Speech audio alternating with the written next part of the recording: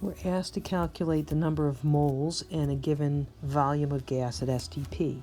There's multiple solution paths for this problem.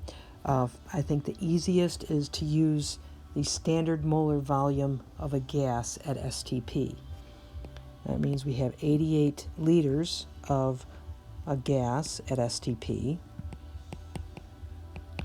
And we know that every mole of a gas at STP is 22.414 liters. And therefore, our calculator answer is 3.93261 moles. Okay, we see that our units of liters cancel. We can only use 2 sig figs in our answer, so that becomes 3.9 moles. Alternatively, we can use the ideal gas law.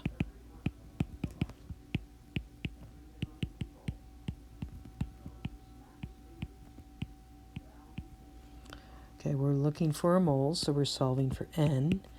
N is going to be equal to PV divided by RT. So we plug in conditions at standard temperature and pressure. So our pressure is exactly 1 atmosphere. Our temperature is 273.15 Kelvin.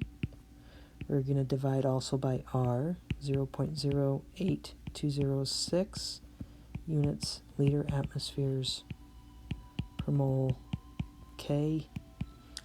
And finally we multiply by our volume, which is in this case 88 liters. Let's check our units.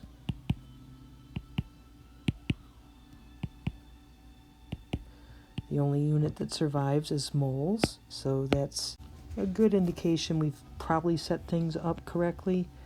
If we do this calculation, we end up with 3.93261 moles. And again, we're going to be limited to 2 sig figs because of our volume measurement there. It's our worst number. So we come out with 3.9 moles. Multiple paths to solve the same problem.